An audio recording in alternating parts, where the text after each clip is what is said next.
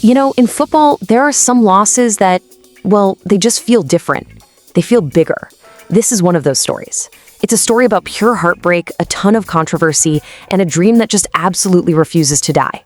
We're going to break down that incredible FA Cup match between Wrexham and Chelsea, and really dig into what it all means for this club's wild ambitions. And look, this quote from co-owner Ryan Reynolds, it just says it all. This wasn't just some cup game for them. This was a glimpse into the future they have been working towards from the moment they walked in the door.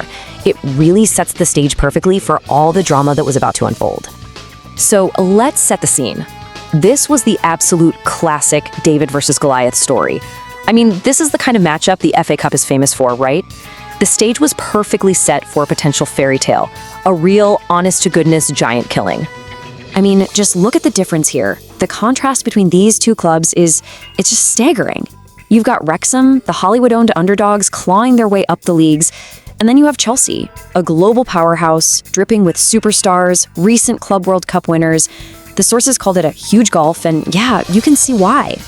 And Wrexham's journey to get here has been something straight out of a movie. Seriously, think about it. They were in the 5th tier of English football in 2021.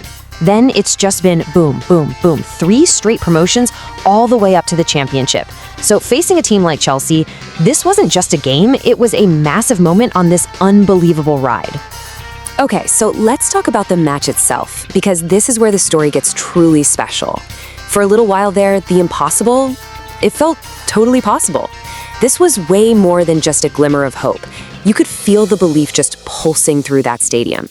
The atmosphere was just electric. They called it a pulsating tie, and you can almost hear the roar of the crowd at Wrexham's home ground just thinking about it. This wasn't a game, it was a full-blown event, a proper football spectacle. And this is the number, the one that sent absolute shockwaves through the stadium. 2. That's how many times Wrexham, the underdog, took the lead against the giants from the Premier League. Not once, twice. They weren't just sitting back and defending, they were going for it, believing they could actually win. And you've got to love this quote from their manager, Phil Parkinson. It just captures that fearless mindset perfectly. He's saying, hey, we didn't just show up to try and get a draw. We came here to play our game to compete. It was a statement, and boy, did they back it up on the pitch. But you knew it couldn't be that simple, right? Just as the dream was feeling closer than ever, controversy strikes. And this was the moment, the exact moment the game and Wrexham's entire FA Cup run just pivoted on a knife's edge. And really, the big question hanging over this whole thing is, was VAR to blame? For Wrexham, this was their first bitter taste of the video assistant referee system, and it came at the worst possible time you could imagine. So let's break down the heartbreak.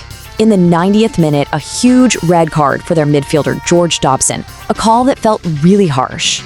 Then in extra time, the absolute killer. They think they've scored the winner. Brunt puts the ball in the net, only to have it chalked off for a marginal, tiny offside. The result? Wrexham had to play for 30 minutes of extra time with only 10 men against Chelsea. Co-owner McElhenney, well, he didn't mince his words after the match. His completely raw, unfiltered response just captured the frustration that every single person connected to Wrexham was feeling in that moment. It was perfect. And so that was it. The dream run came to an absolutely gut-wrenching end. After giving every last ounce of energy they had, the 10 men of Wrexham were finally broken down in extra time. A 4-2 final score that just doesn't even begin to tell the real story of that battle. But here's the thing about this Wrexham story. It never, ever ends with a loss. This defeat, they're already turning it into fuel. They're forging ahead. What's so amazing is the perspective they have. Instead of dwelling on the pain of it all, the entire club is locked in on the positives.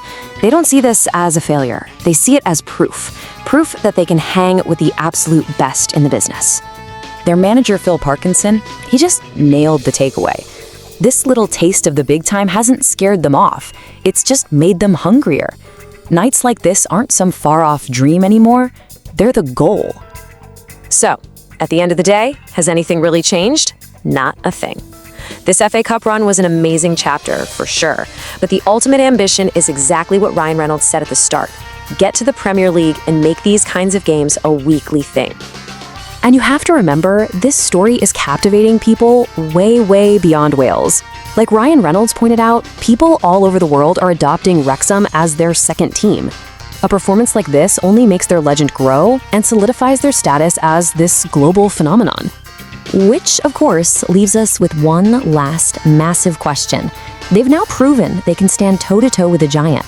They've got the ambition, they've got the money, and they've got the heart. So after a night like this, is their arrival in the Premier League now a matter of when, not if?